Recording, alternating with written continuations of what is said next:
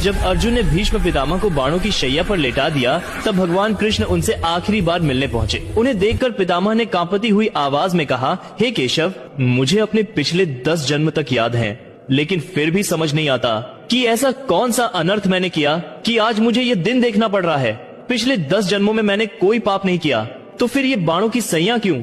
ये पीड़ा अब मुझसे सही नहीं जाती, कृपा कर मेरे प्रश्न का उत्तर दीजिए। तब मुस्कुराते हुए कृष्ण बोले, पितामह, इस जन्म और पिछले 10 जन्मों में आपने पाप नहीं किया, पर यह कर्म उससे भी पहले का है। जब आप एक राजकुमार थे और जंगल में विचरण कर रहे थे, तभी रास्ते में एक सांप आया। आप दयालु थे, इसलिए आपने उसे मारा नहीं, बस रास्ते से हटाना चाहा, लेकिन अनजाने में वह सांप कांटों की झाड़ी में जा फंसा। जितना निकलने की कोशिश करता, उतना ही और उलझ जाता। कई दिनों तक वह वहीं तड़पता रहा। भगवान से रोता हुआ कहता, हे प्रभु, जिसने भी मेरे साथ ऐसा किया है उसे भी यही यातना देना।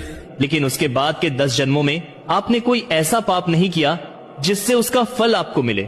जब द्रौपदी का चीरहरण हुआ, तब आप मौन रहे।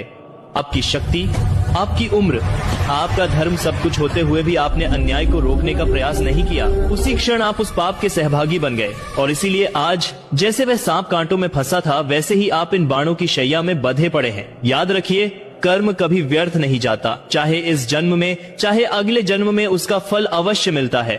जो भी भगवान कृष्ण को हृदय से मानता है, कमेंट में जय श्री कृष्णा जरूर लिखे।